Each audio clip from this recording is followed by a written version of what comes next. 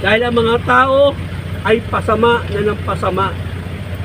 Kasi walang salita ng Diyos. Tama, Pag amen. may salita ka ng Diyos, hindi ka gagawa ng kasamaan. Matatakot ka. Pag nalaman mo kung ano ang pupuntahan ng tao.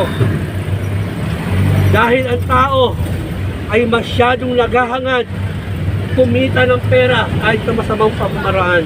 Amen. Pero sasabihin ko sa inyo kapatid, kaibigan, kapag ang tao gumagawa ng kasamaan at siya'y namatay, sigurado, impyerno ang pupuntahan niya. Impyerno. Huwag niyo lang hayaan na kayo ay alipinin pa ng kasalanan. Dahil ang mundong ito ay pasama na ng pasama.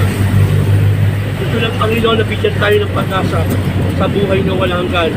Sabi sa Gawa 13:9, pagsisihan natin, nalikuran ng ating mga kasalanan upang tayo patawarin ng Diyos. Pagsisihan, talikuran, ang lahat ng kasalanan, makakamit natin ang kapatawaran ng Diyos. Makakamit lamang natin ang kapayapaan at kapatawaran ng Diyos kapag tayo ay tumalikod at nagsisi sa ating mga kasalanan. 1 John 1:9, ipahayag natin, i-confess natin ang ating mga kasalanan. Lord, patawarin mo kami sa nagawa natin kasalanan. Lahat tayo makasalanan at walang isa sa atin dito perfecto. Para doon.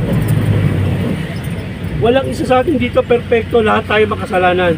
Amen. Sabi sa Romans 3:10, walang nakaabot sa kaluwalhatian ng Diyos. Romans 3:23, walang matuwid, walang kahit isa. Lahat tayo makasalanan. Lahat tayo nangangailangan ng kaligtasan.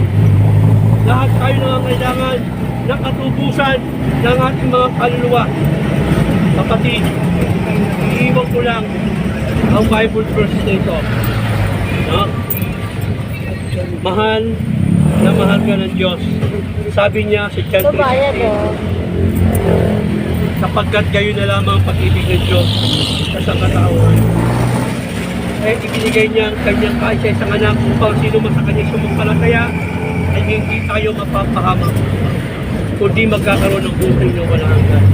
Meron tayong buhay na walang hanggan kapag tayo po ay nanampalataya sa ating Panginoon Kristo. Nananampalataya po tayo kay Yesu Kristo. Say amen. Amen. Amen. Praise God. I pray, ingatan tayo ng Panginoon. Patuloy kayong gabayan. Saan man kayo pupunta, ano ba ang gagawin ninyo?